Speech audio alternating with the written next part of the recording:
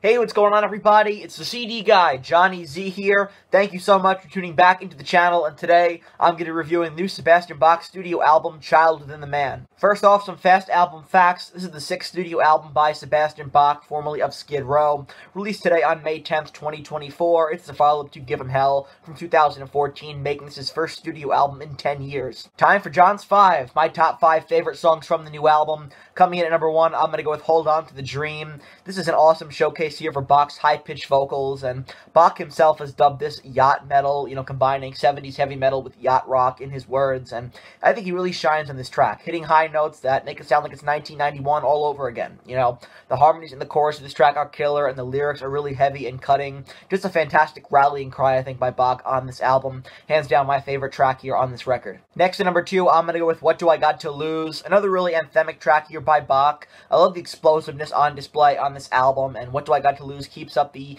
pace from the first 2 tracks on this album. And this song was co-written by Miles Kennedy of Alter Bridge. It's a fun, in-your-face type of blistering track that captures all the swagger and heaviness that I was hoping would be packed onto this album. Next, at number 3, let's go with Future of Youth. This is a great ripping track here with some killer guitar work, and based on the title, I almost thought it was going to be some sort of a sequel to Youth Gone Wild, but, I think in a lot of respects it reminds me of something from Subhuman Race. Really tight song here with a great guitar solo by John 5 of Motley Crue. Very catchy stuff, and just a total earworm in general, so fantastic track here. Wanted to put it in my top 5. Coming in at number 3, let's go with Future of Youth. Number 4, how about Crucify Me? A sludgy, heavy track with some really tight playing here. Bach belts it out like he does throughout this entire record. It just sounds fantastic.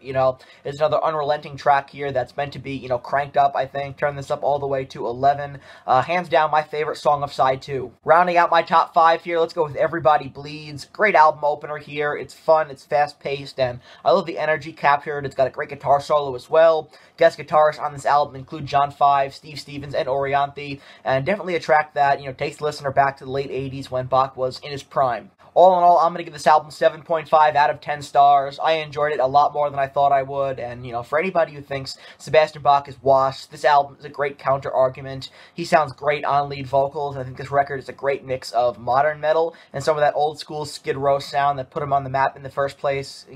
It's a fun, high-energy listen, given the circumstances right now surrounding Skid Row, I think absolutely the album that he needed to make at this exact time. If there was ever a time for a reunion between Sebastian Bach and Skid Row, it's now.